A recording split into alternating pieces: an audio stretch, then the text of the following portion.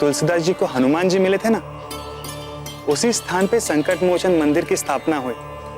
इसका अर्थ यह हुआ कि उस ब्रह्म राक्षसी की बातें सत्य निकली, यानी हनुमान जी थे जो उस बूढ़े व्यक्ति के रूप में आए थे। श्री गोस्वामी तुलसीदास जी कितने भाग्यशाली हैं कि उन्हें परम राम भक्त चिरंजीवी हनुमान जी के दर्शन हुए। हमें बताइए ना, क्या हनुमान जी ने उनकी सहायता की? क्या उन्हें कोई मार्ग दिखाया? क्या उन्हें बताया कि श्री राम जी उन्हें कब मिलेंगे, कहां मिलेंगे, कैसे मिलेंगे? बताइए, हम बहुत उत्सुक हो रहे हैं। जय हनुमान, जय हनुमान। आपके दर्शन के पश्चात मेरा समग्र धैर्य समाप्त हो चुका है। अब प्रभु राम जी के दर्शन बिना मेरे जीवन का एक एक क्षण एक एक युग समान बन गया है। हनुमान जी, बिना श्री राम जी के दर्शन के मेरा जीवन संताप बन गया है। कृपा कीजिए, कृपा कीजिए। एक बार मुझे प्रभु श्री राम जी के दर्शन करवाइए। कृपा कीजिए, केवल आप ही मेरी सहायता कर सकते हैं और कोई भी नहीं। कृपा कीजिए हनुमान जी, कृपा कीजिए। अंत में हनुमान जी का मन भी ऐसे राम भक्त तुलसीदास जी के दारुण विलाप से पिघल गया और उन्होंने तुलसीदास जी को चित्रकूट जाने की सलाह दी और कहा, जा तुलसीदास, चित्रकूट जा, वही तुझे राम के दर्शन होंगे। हमारी मां कहा करती थी कि अटल विश्वास और अथक प्रयास से हम संसार में कुछ भी प्राप्त कर सकते हैं, फिर चाहे वो प्रभु के दर्शन ही क्यों ना हो। गोस्वामी तुलसीदास जी ने हमारी मां के इस कथन को सत्य कर दिखाया। अब हमें पूर्ण रूप से विश्वास हो गया है कि श्री राम जी अवश्य ही तुलसीदास जी को मिले होंगे। हाँ, किंतु इतने सरलता से नहीं हुए ना राम जी के दर्शन। समझ ही नहीं पाए वे प्रभु की लीला को, पहचान ही नहीं पाए वे राम जी को। आसानी से दर्शन नहीं हुए। हम समझे नहीं, मतलब? हनुमान जी की बात मान तुलसीदास जी चित्रकूट में ही राम घाट पे आश्रम में रहने लगे। उनके तो जीवन का मानो एक ही उद्देश्य बन गया था, श्री राम के दर्शन। उन्होंने अपने जीवन का हर पल राम जी के दर्शन की प्रतीक्षा का पल बना डाला।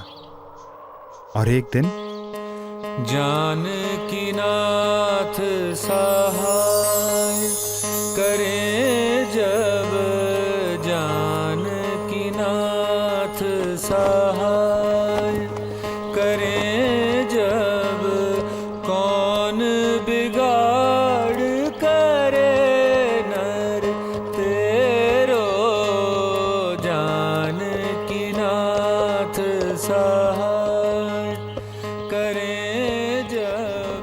तुलसीदास,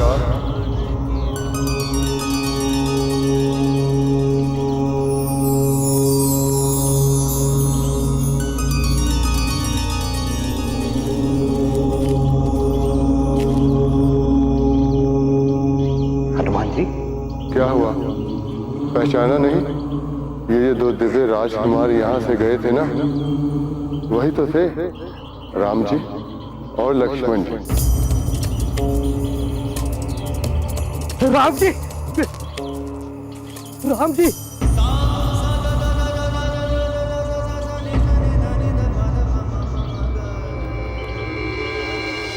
क्या ये ही थे मेरे राम जी,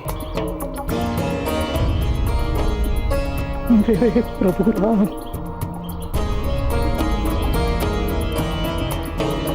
किंतु मैं मूर्ख हूं, मैं तो जान ही नहीं पाया।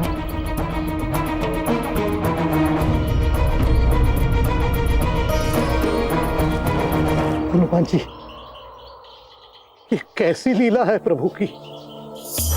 मेरे प्रभु राम लक्ष्मण जी के साथ मुझे दर्शन देकर चले गए और मैं मूर्ख उन्हें पहचान नहीं पाया। हनुमान जी, कृपा कीजिए हनुमान जी, बस एक अवसर और दिला दीजिए। कृपा कीजिए, कृपा कीजिए हनुमान जी।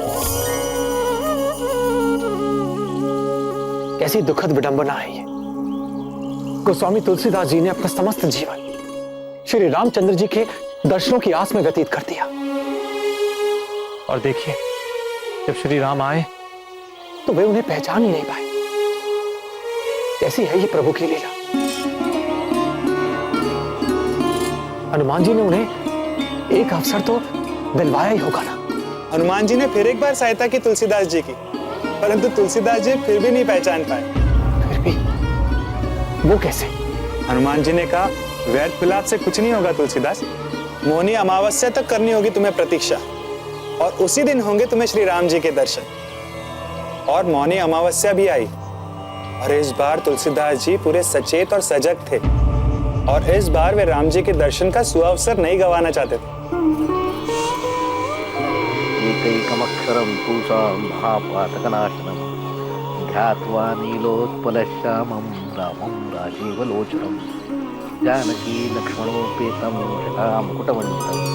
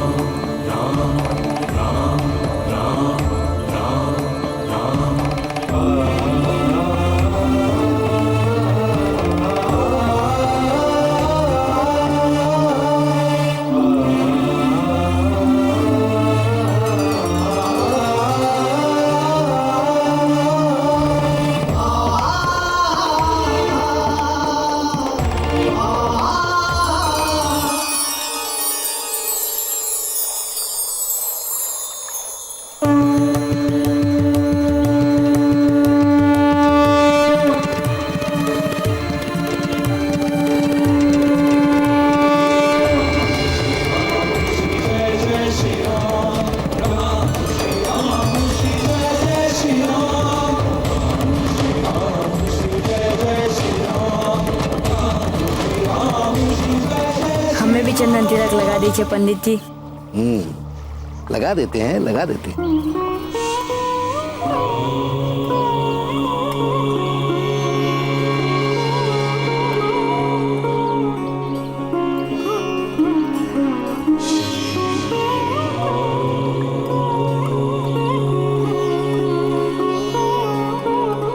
हमें चंदन का लेप बहुत अच्छा लगता है।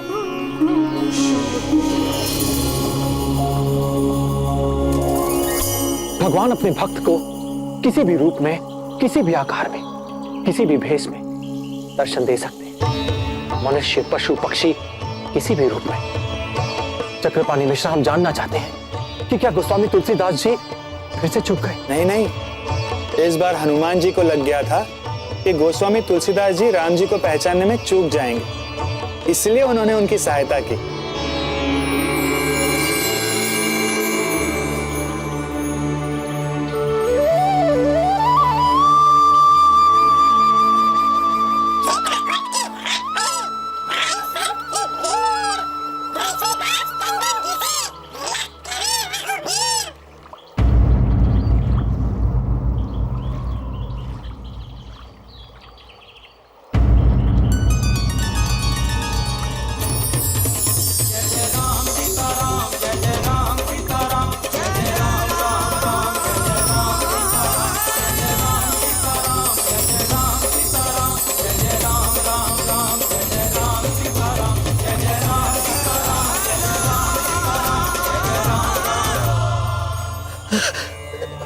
प्रभु, प्रभु, मेरे प्रभु, मेरे प्रभु, प्रभु।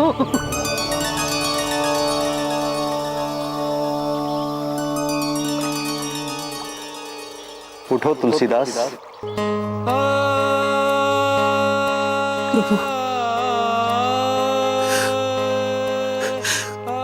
मेरा जीवन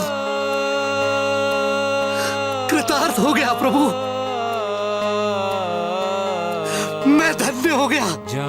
मैं धन्य हो गया। नाथ सहाय करे जब जानकी नाथ सहाय करे जब कौन बिगाड़ करे नर तेरो जानकी नाथ तुलसीदास, हम तुम्हें एक महत्वपूर्ण कार्य सौंप रहे हैं। आप जनसाधारण की भाषा में हमारी कथा लिखी।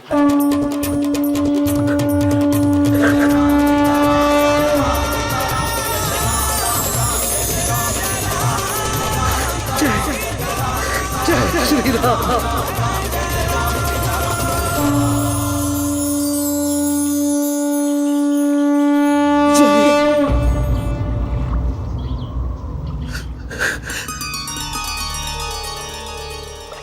जय श्री राम।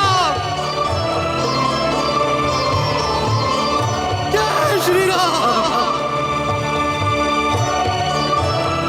जय श्री राम।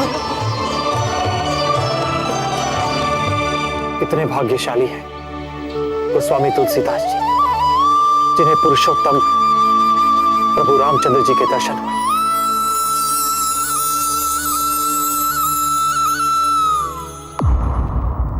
अब आपकी अगली चाल होगी राजपूत राजाओं को अजमेर में आकर आपसे मिलने का दावतनामा। दावतनामा? वो भी राजपूत राजाओं के लिए? हम तुम्हारी बात नहीं समझे सलीमा। हुजूर, जिसे अपना मुस्तकबिल संवारना होता है ना, उसे सबसे पहले अपने माजी से सबक सीखना चाहिए। माजी में कभी अफगानों ने तो कभी हमारे ही मुगल बिरादरान ने बगावतें की है। तो फिर क्या चाहते हैं हम? यही ना कि उन सब में आपकी ताकत का ऐसा खौफ बना रहे कि कोई भी फिर आपके सामने सर उठाने की जुर्रत ना कर सके। चाहते तो हम भी यही हैं।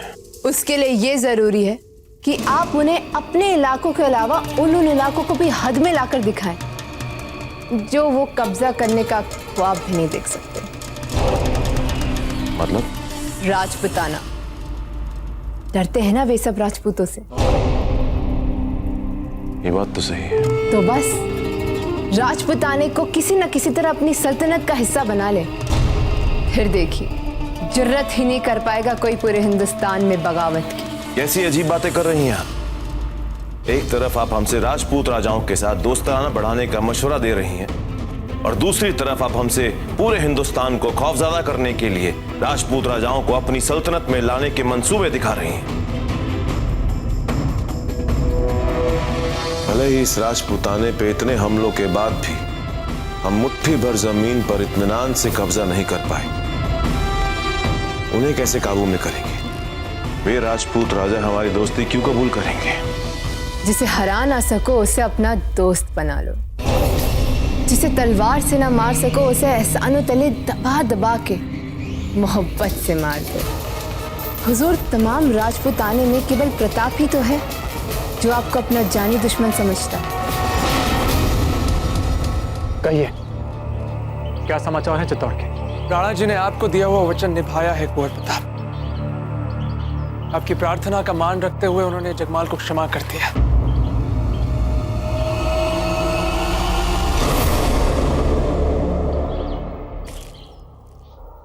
अच्छा काम किया है उन्होंने। हमें रानी माँ की बहुत चिंता हो रही थी। हमारी बात मानकर बहुत बड़ा उपकार किया उन्होंने हम पर। एक और समाचार है कुंवर प्रताप। सुना है कि अकबर ने जजिया कर हटा दिया है और ये समाचार जंगल में लगी आग की भांति पूरे राजपुताने में फैल रहा है। अकबर ने जजिया कर हटा दिया? ये तो बहुत ही शुभ समाचार है। हमें तो ये उनकी कोई नई चाल लगती है। और अभी अभी आपने जजिया भी तो मुआफ किया है। बना लीजिए दूसरे सभी राजपूत राजाओं को अपना दोस्त। हमें किसी की दोस्ती खैरात में नहीं चाहिए। हम पूरी फौज लेकर राजपूतों पे हमला करेंगे और खून की नदियां बहा देंगे वहां पर। जीत पाएंगे जंग से राजपुताना?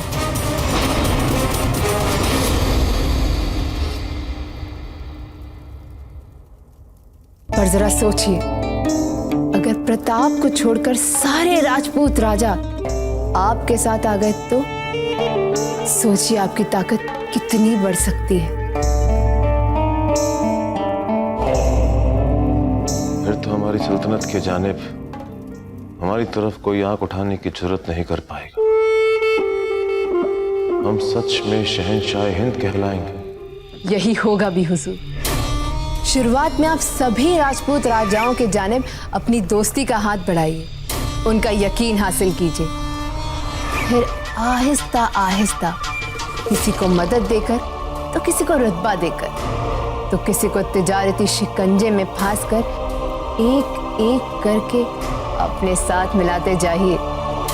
उन्हें दूसरी रियासतों से बचाइए, उनके साथ अपना कारोबार बढ़ाइए ताकि उनकी सियासत में आपका नाम बढ़े।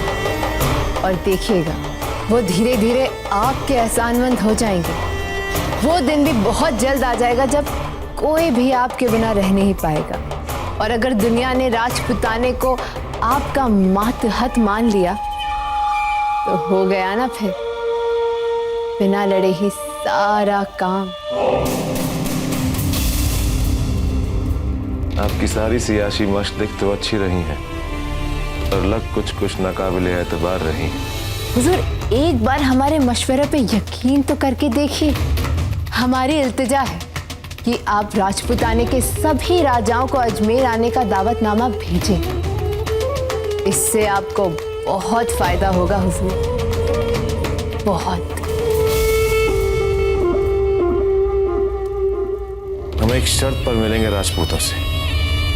और वो क्या है हुजूर? अगर आप हमारे साथ अजमेर चले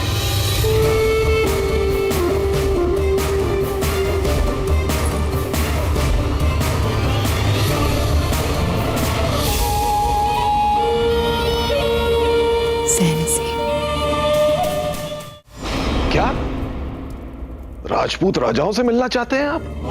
मगर क्यों शहंशाह, क्यों? दुश्मन है वो हमारे, दुश्मन। और आपका इस तरह उन्हें दावत देकर उनसे मिलना आपकी कमजोरी समझा जाएगा।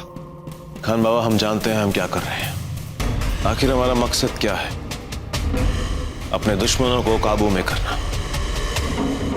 पहले जरा अदब से उनके सामने झुकेंगे, मोहब्बत से पेश आएंगे, उनके पैर पड़ेंगे, और फिर आहिस्ता आहिस्ता उनके पैर खींच देंगे। फिर आप देख लेना खान बाबा, एक एक राजपूत राजा हमारे मातहत काम करने में बेताब होगा। माशाल्लाह, ख्याल तो कमाल का है आपका शहंशाह। फिर भी न जाने क्यों हमें इसमें खतरा महसूस हो रहा है। हम भी चलते हैं आपके साथ। नहीं,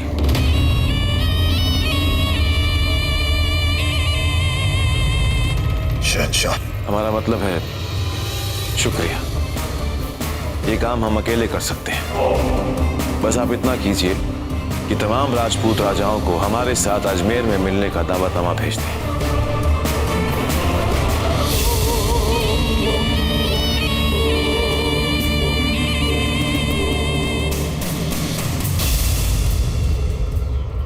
कुंवर प्रताप, तो क्या हम यहाँ से जा रहे हैं? जी, हम यहाँ से जा रहे हैं। पर कहाँ? वहीं जहाँ नियति हमें जाने के लिए संकेत दे रही है।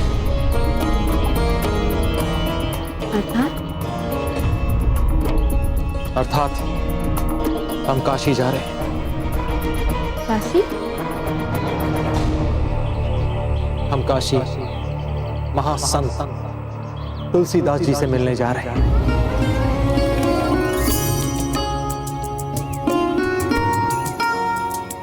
अशांत और अनिश्चय वाली मनस्थिति में हमें श्री गोस्वामी तुलसीदास जी के बारे में सुनने का अवसर मिला। अजब थे, ये मात्र एक संयोग नहीं हो सकता।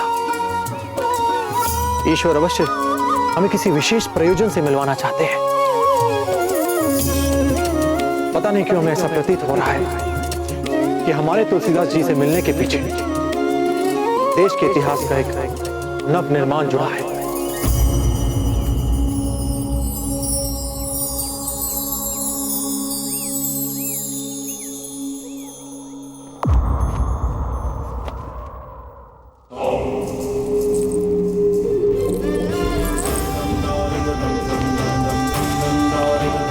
शहनशाह का इकबाल बुलंद हो। हुजूर सभी राजपूत राजाओं को शाही दावतनामे भेज दिए गए हैं। अजमेर में हुजूर आपके लिए वहां महल में सभी इंतजामात मुकम्मल हैं।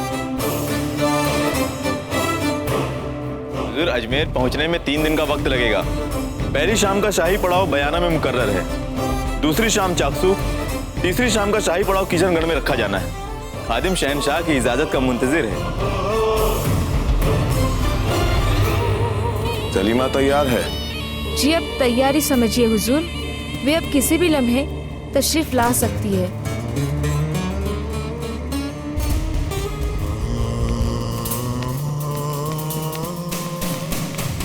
आप सभी ने जो हमें इतना स्नेह और आदर दिया है, उसके लिए हम हृदय से आप सभी के आभारी हैं। अरे क्यों लज्जित कर रहे हो भाऊजीराज? हमने किया है क्या?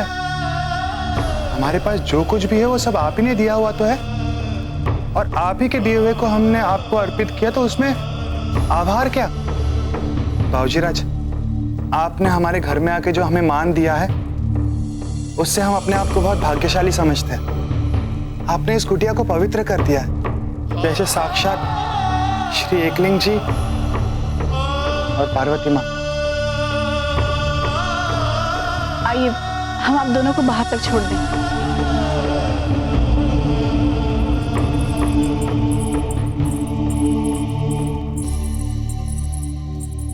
भाऊजीराज, अब आपकी क्या योजना होगी? अब आप कहाँ रुकेंगे? आपने और चेतक ने ठान लिया तो 3 दिन में आप काशी पहुंच जाओगे, परंतु अजबदेव ऐसा को थोड़ा समय लगेगा। हमने सोच लिया चक्रपाणी, हम पहली साय बयाना में रुकेंगे, फिर प्रयाग और फिर काशी। ठीक है, आज शाम हम बयाना रुकेंगे। शहंशाह, अभी भी हमें आपका ये राजपूत राजाओं से मिलकर बातचीत करने का ख्याल कुछ ठीक नहीं लग रहा है। अभी भी वक्त है। हमारी दरख्वास्त है कि अपने इस ख्याल पे जरा गौर फरमाएं। खान बाबा, हमें मशवरा देने के लिए अकेले आप ही नहीं हैं। आजकल कई लोग हैं जो हमें मशवरा देते हैं कि हमें क्या करना चाहिए और क्या नहीं करना चाहिए, लेकिन ये हमें तय करना है खान बाबा कि हमें किसका मशवरा मानना है और किसका नहीं।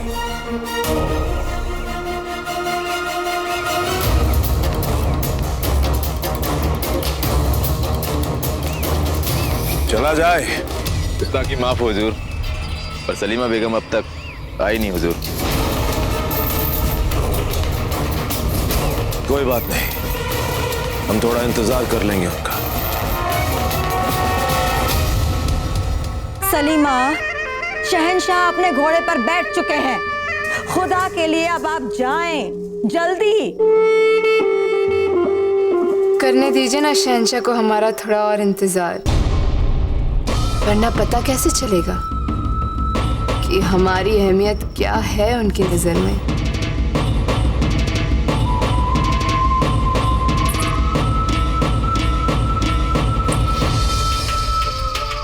कुछ नुक्स है इस लिबास में, कहीं कुछ तो गलत है।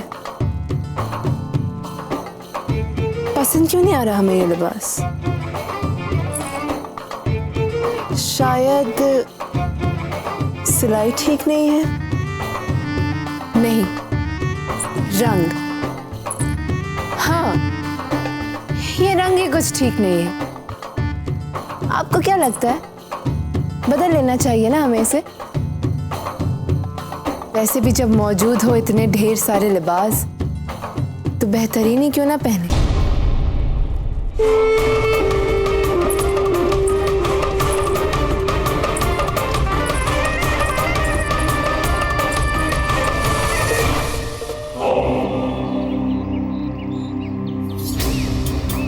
या अल्लाह, कहीं हमने सलीमा बेगम का नाम तो नहीं सुना? शहंशाह, किसी का इंतजार कर रहे हैं क्या आप? किसी का नहीं, बस ऐसे ही। वापस आते ही इनको तो जरूर कहीं दूर भेज देंगे हम, अफगानिस्तान। हाँ, वहीं भेज देंगे इन्हें, हम खां कबाब में हटे।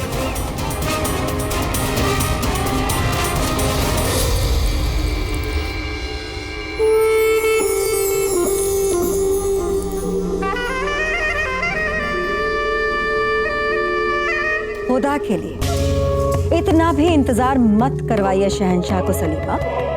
कहीं ऐसा ना हो कि आपकी ये ज्यादती आपके ही तमाम मेहनत और मशक्कत पर पानी फेर दे। पता है ना आपको कि एक बार जो शहंशाह को गुस्सा आ गया तो किसी के संभाले नहीं संभलते वो।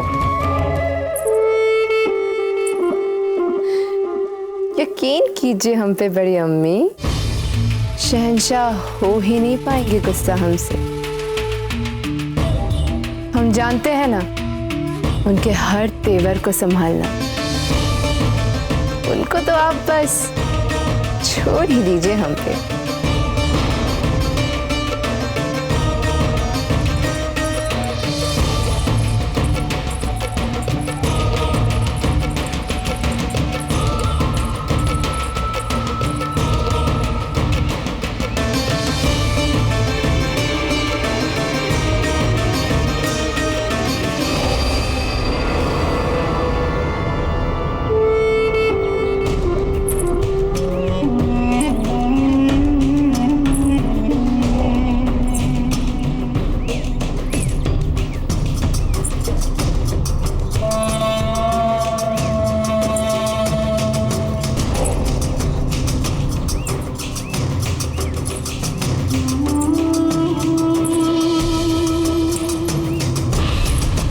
सलीमा बेगम,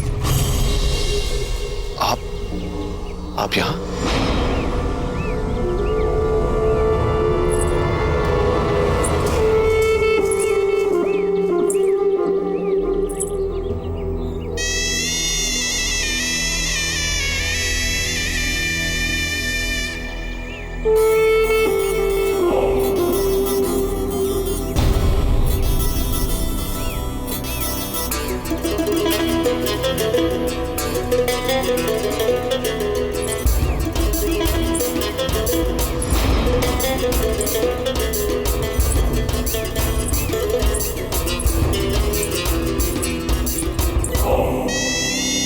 चला जाए।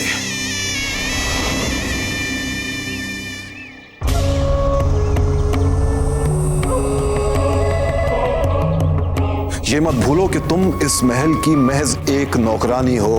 कोई 2-4 बूंद दूध पिला देने से तुम शहंशाह की अम्मी जान नहीं बन गई हो। तुम पहले भी एक मामूली सी दाई थी और रहोगी। अगर आपकी बूढ़ी हड्डियों में जरा सा जोर होता या आप में मर्दों को लुभाने वाला कोई हुनर होता तो हम फौरन आपको शाही हरम की नचनियों में शामिल होने का मशवरा दे देते। ये तो अभी शुरुआत है बैरमखान, आगे आगे देखते जाओ क्या क्या होता है। हमारा बदला तब तक पूरा नहीं होगा जब तक तुम इस सल्तनत में सांसें ले रहे हो। हम जानते हैं चक्रपाल, मन ही मन आपकी इच्छा है हमारे साथ चलने की। हाँ, पर नहीं, हम आपको इसकी अनुमति नहीं दे सकते। क्यों? नहीं चक्रपाणी, पहले ही हमने आपको और आपके परिवार को बहुत कष्ट दिए हैं। चक्रपाणी, हम चाहते हैं कि आप अपने परिवार के साथ चैन से विश्राम करें, सहज जीवन व्यतीत करें, बस। बहुत हो गया। अरे पंडित जी, आप ऐसे कैसे जाने दे सकते हैं इन्हें खाली हाथ? अरे हाँ बाबूजीराज, वैसे हम आपको क्या दे सकते हैं भला? बस यूं समझ लीजिए कि आपके सुदामा की ओर से आप दोनों के लिए छोटा सा तुच्छ उपहार, आपके लिए धोती और चट्टे पैसा के लिए साड़ी। बस हमारा मान रख इसे स्वीकार कीजिए।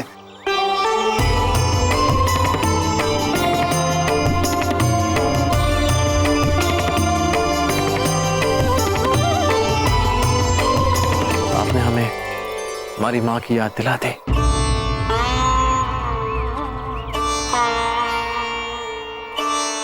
उपहार का महत्व उसके मूल्य से नहीं, जिस स्नेह और भावना से वो दिया जाए उससे आंका जाता है। और इसके आधार पर तो आपका ये तुच्छ उपहार हम दोनों के लिए बहुमूल्य है।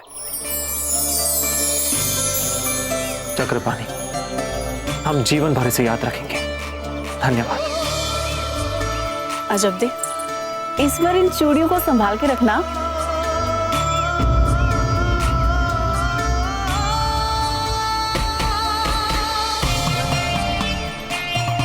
चलिए चलते हैं, अन्यथा देर हो जाएगी।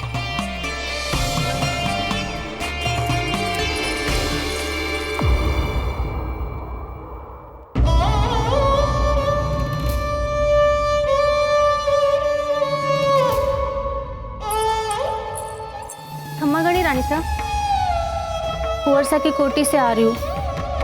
बहुत बुरे हाल है उनके, क्योंकि दूर से ही देखा मैंने, क्योंकि उनके निकट जाने की अनुमति नहीं दे रहे थे सुरक्षा कर्मचारी। क्या कहा? क्या देखा तुमने? बहुत ही बुरा हाल है उनका महारानी साहब। भगवान किसी शत्रु को भी ऐसा दंड ना दे। भगवान तो ऐसा कभी किसी के साथ ना करे। जिन्होंने जीवन में एक तिनका भी नहीं उठाया, आज उन्हें स्वयं अपने हाथों से खाना पकाना पड़ रहा है।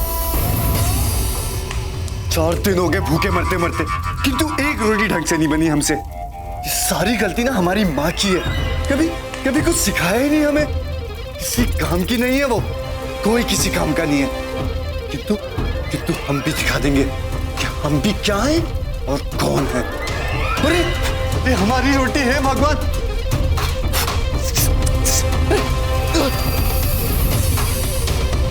अरे हे भगवान, अरे बस एक ही वस्त्र थे। नहीं मत चल, मत नहीं।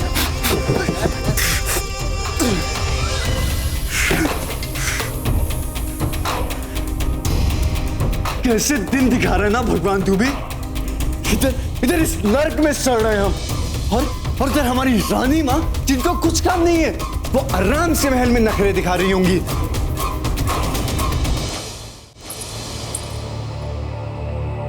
खम्मागढ़ी, खम्मागढ़ी।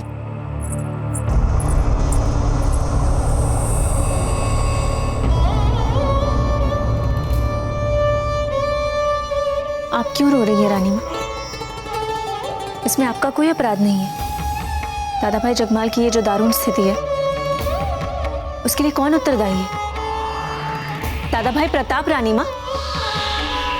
हाँ रानी माँ, दादा भाई प्रताप उत्तरदायी है। कोसिए ना, कोसिए। आपके मन को थोड़ी सी ठंडक की पहुंच जाएगी, है ना? अच्छा, दादा भाई प्रताप उत्तरदायी नहीं है, फिर कौन है? दाजी राज।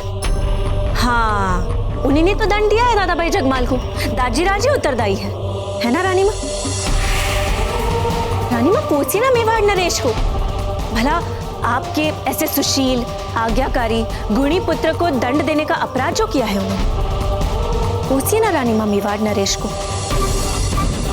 नहीं रानी माँ, ऐसे यहाँ रोते रोते उन्हें कोसने से कुछ नहीं होगा।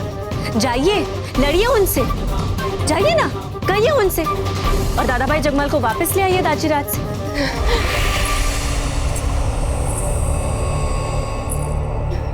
कैसे कोसेंगे इन्हें रानी माँ? क्योंकि सच बात तो ये है कि दादा भाई जगमाल की स्थिति के लिए आप उत्तरदायी हैं। हाँ रानी माँ, आप उत्तरदायी हैं। आपने उन्हें कुमार्ग पर डाला है। याद है हम आपसे कहते थे रोकिए कुंवर जगमाल को, वे बिगड़ रहे हैं, वे कुमार्ग पर जा रहे हैं। हम आपसे कहते रहे पर आपने हमारी एक नहीं सुनी। लेकिन अब आपके बापों का घड़ा फूट चुका है। रोती रहिए अब आप। दादा भाई प्रताप के इस महल से जाने के लिए भी आप उत्तरदायी है रानी माँ। हाँ रानी माँ, वे नहीं गए हैं महल छोड़कर, आपने उन्हें बाहर निकाला है। एक और बात समझ लीजिए रानी माँ, केवल दादा भाई प्रताप इस महल से नहीं गए, उनके साथ इस महल का भाग्य और लक्ष्मी भी चले गए हैं।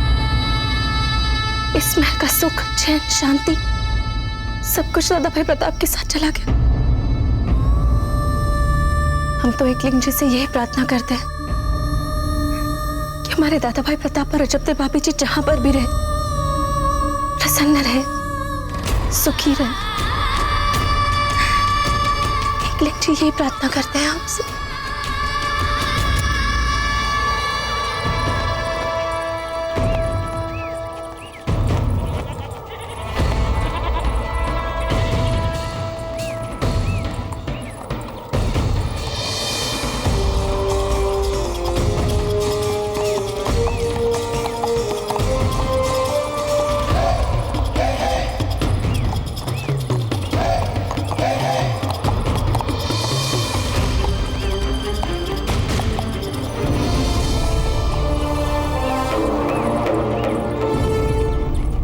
बाबूजी राज, बयाना आ गया है, पड़ाव डाल लिया।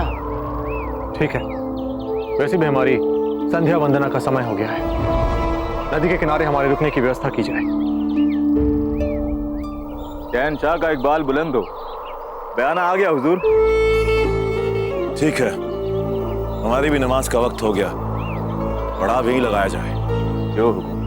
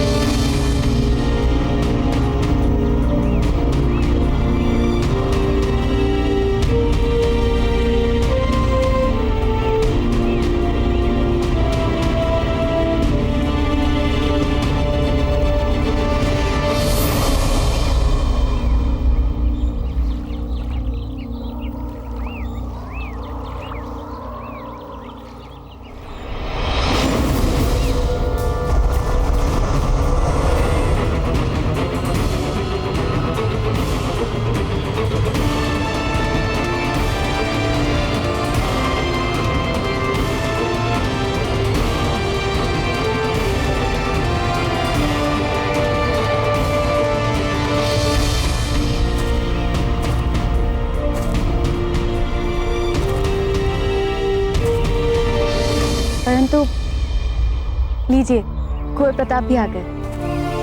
खम्मा गणी कुंवर प्रताप, रामाशाह जी, आप यहाँ कैसे? बस आपके यहाँ आने की सूचना मिली तो फिर आपकी सेवा का ये सौभाग्य मैं कैसे छोड़ सकता था। ये मेरी पत्नी है। खमागढ़ी, कुछ भोजन आदि की व्यवस्था की थी हमने आपके लिए। अब भीतर ले जाइए।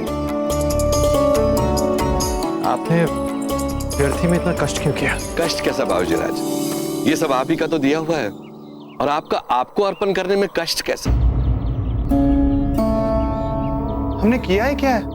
हमारे पास जो कुछ भी है वो सब आप ही ने दिया हुआ तो है, और आप ही के दिए हुए को हमने आपको अर्पित किया, तो उसमें आभार क्या? आइए, भीतर पधारिए। जी। हुआ प्रताप जी, ये आप ही के किए सुकर्म है, जो आपातकाल में पग पग पर आपके काम आ रहे हैं।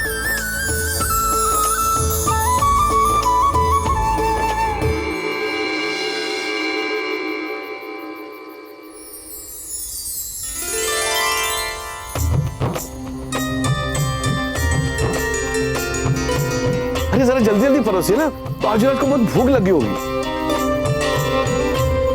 क्या है बाबूजीराज, पता नहीं आपके साथ भोजन करने का सौभाग्य फिर कब प्राप्त होगा। आराम कीजिए।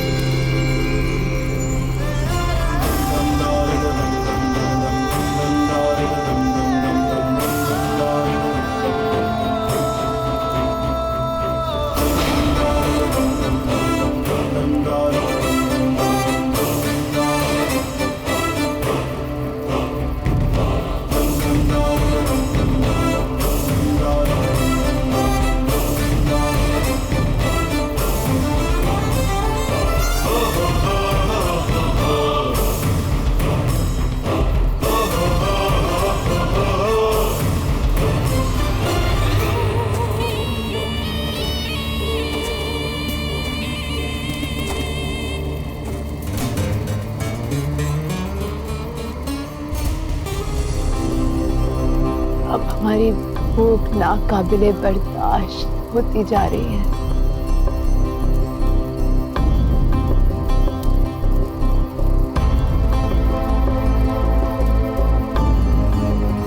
बस कुछ देर और, अभी कच्चा है।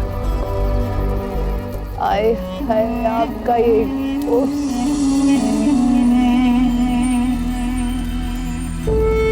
कसम खुदा की हमारा बस चले तो कच्चा ही चबा जाए।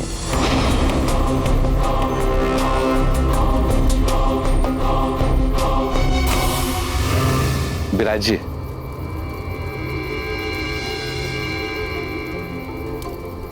तो मतलब आप गोस्वामी तुलसीदास जी से मिलने जा रहे हैं? जी। क्या आप जानते हैं उन्हें? हाँ, हम तो पूरा इतिहास जानते हैं उनका। तुलसीदास जी का जन्म यमुना किनारे राजपुरा गांव में श्रावण मास की शुक्ल पक्ष की सप्तमी को हुआ था। उनके पिता का नाम आत्माराम था और माता का नाम तुलसी। आप जानते हैं बाबूजीराव, जब कोई बालक जन्म लेता है तो सबसे पहले रोता है, किंतु गोस्वामी तुलसीदास जी का जब जन्म हुआ था तो वो रोए नहीं, बल्कि पहला शब्द उनके मुख से जो निकला था वो था राम। मालिक, पूरे 12 महीने कोख में रहने के बाद जन्म लिया है आपके पुत्र ने, और देखिए ना कैसा चमत्कार। इसके तो जन्म के समय से ही मुंह में पूरे 32 दांत हैं।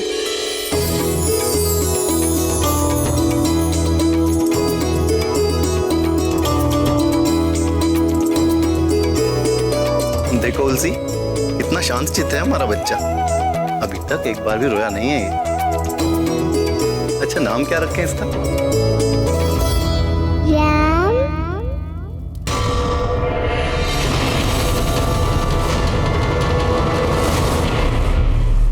क्योंकि जन्म के समय बालक रोया नहीं था और पहला शब्द उसके मुख से राम निकला था, इसलिए उसके माता पिता ने बड़ी ही प्रसन्नता से इस दिव्य बालक का नाम राम बोला रखा। किंतु उनकी ये प्रसन्नता बड़ी क्षणभंगुरी निकली। आपके इस बालक का जन्म सबसे दोषयुक्त नक्षत्र मूल नक्षत्र पे हुआ, अर्थात बालक का जन्म पिता के जीवन पे बहुत भारी पड़ सकता है। ऐसे मत बोलिए पंडित जी, कुछ तो उपाय होगा।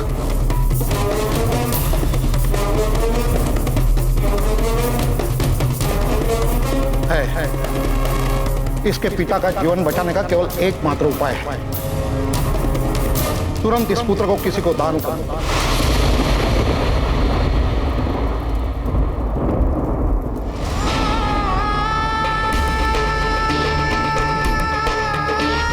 ये लो छुनिया, आज से ये राम बोला तुम्हारा हो, इसे यहां से लेकर कहीं बहुत दूर चली जाओ। पर मालिक, मैं इसे लेके कहाँ जाऊं? कहीं भी चाहो तो वापस अपने गांव लौट जाओ।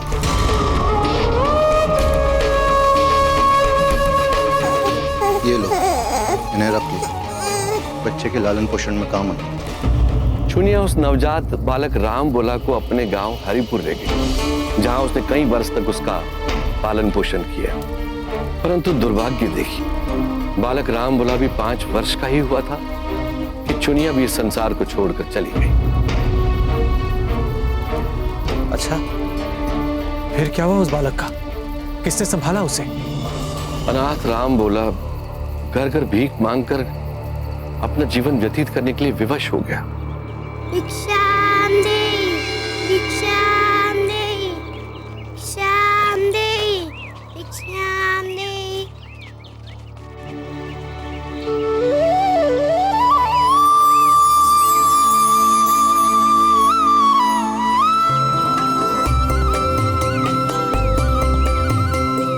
पर उस अभागे राम बोला के लिए भी हर दिन तो भाग्यशाली दिन हो नहीं सकता था। भिक्षाम देहि, भिक्षाम देहि, भिक्षाम देहि। भूख लगी है, कुछ भिक्षा दे दो।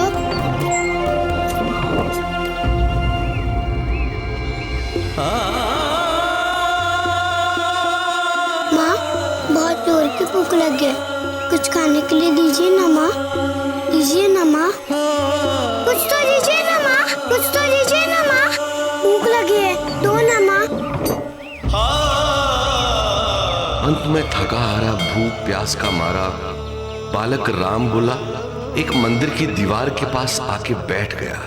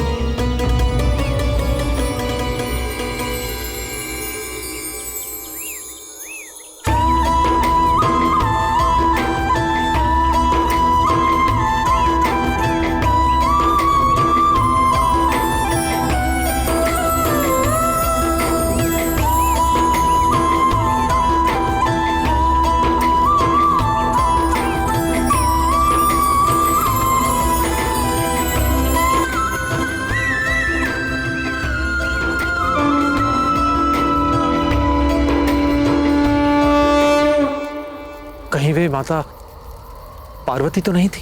हाँ, कहते कि माता पार्वती ने एक ब्राह्मणी का रूप धारण करके बालक राम बोला के भरण पोषण का भार अपने कंधों पर ले लिया था।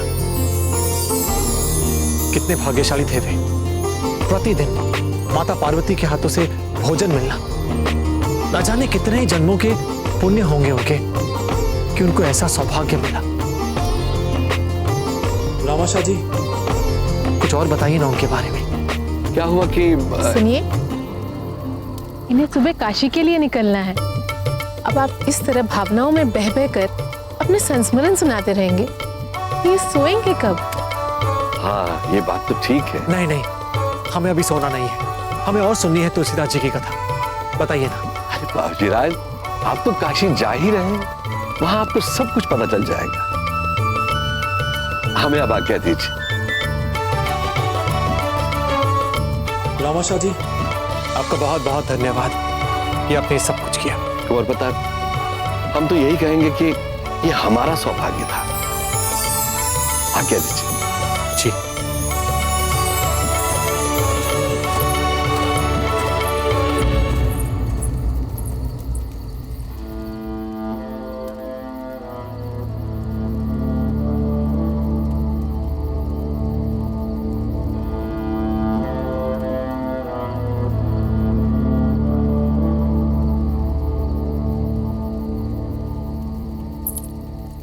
ये लीजिए, दूध पी लीजिए।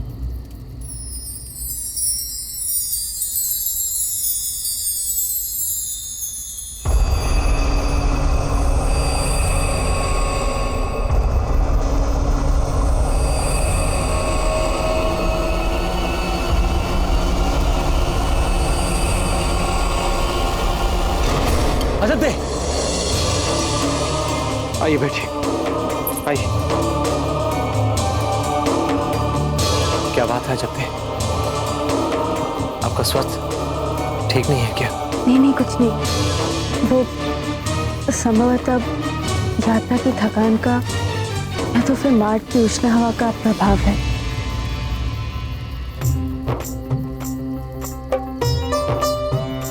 लीजिए, तो दूध पी लीजिए, इससे आपको आंतरिक बल मिलेगा और आपका स्वास्थ्य भी बिल्कुल ठीक हो जाएगा।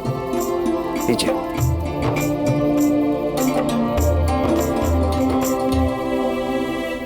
हम ठीक है कुंवर प्रताप, वो हल्का सा चक्कर आ गया था पर अब चला गया।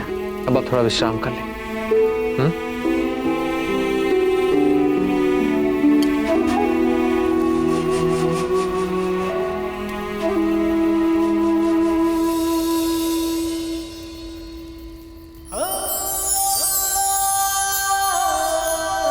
क्या बात है जब दे?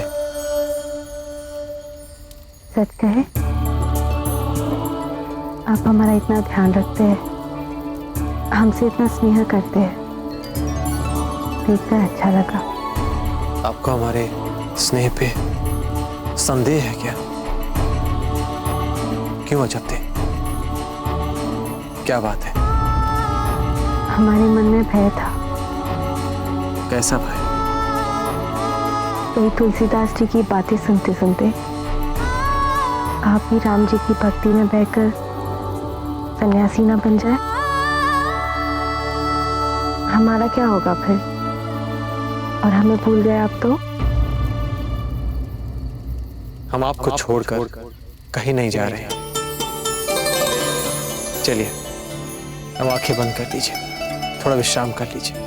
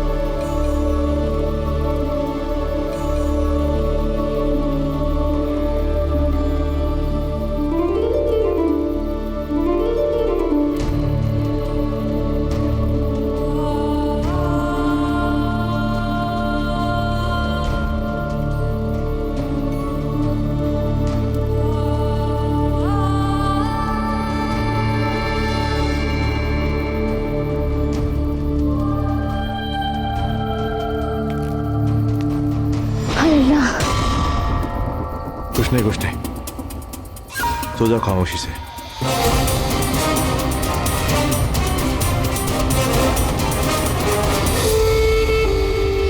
बेताबी अभी हद से गुजरी नहीं शायद, बस एक कसक सी है जो सोने नहीं देती। तकलिया,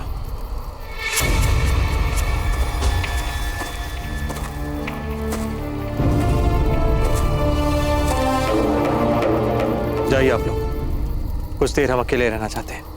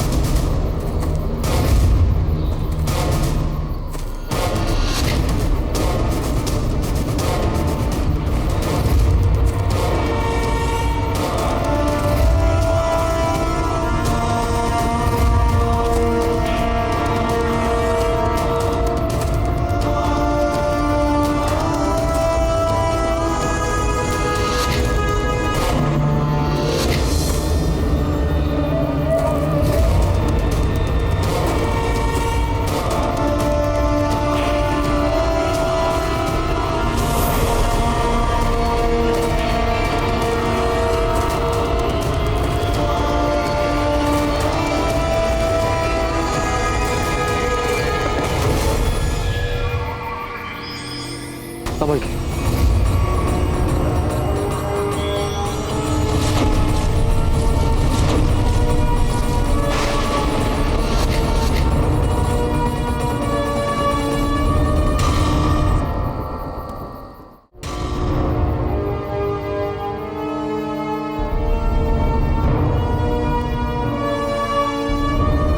संभल के भाई, संभल के।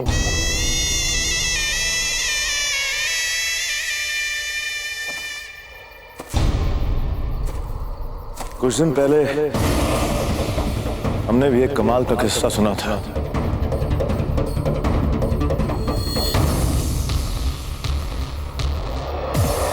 एक अंधा जा रहा था, ठोकर लगी उसे और एक भले आदमी ने सहारा दिया उसे और बिल्कुल ऐसे ही बोला, संभल के भाई, संभल। भाई देखकर, ध्यान से देखकर चलिए। उस अंधे ने उस भले आदमी से कहा, जन्म से ही आंखें नहीं है, अंधा हूं, अंधा ही रहूंगा। और फिर उस भले आदमी ने कहा, हमारे राम जी ने चाहा तो आपकी आंखें भी आ जाएंगी। और उस अंधे को आंखें मिल गई और वो देखने लगा।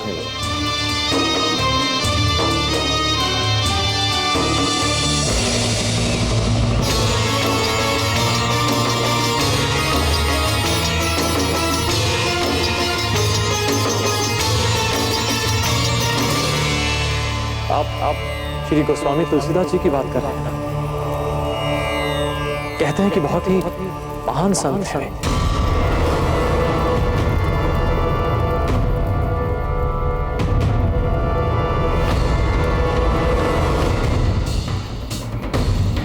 हम अपनी आंखों से उनका चमत्कार देख चुके हैं।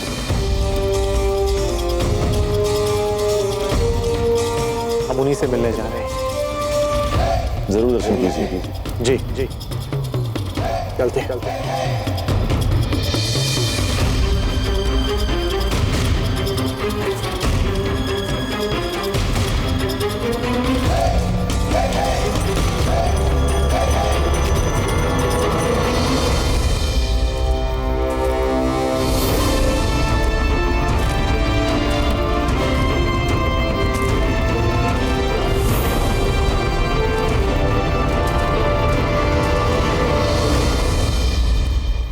मेवाड़ के वीर महाराणा प्रताप के जीवन को करीब से जानने के लिए चैनल को सब्सक्राइब करें और बेल आइकॉन दबाना न भूलें।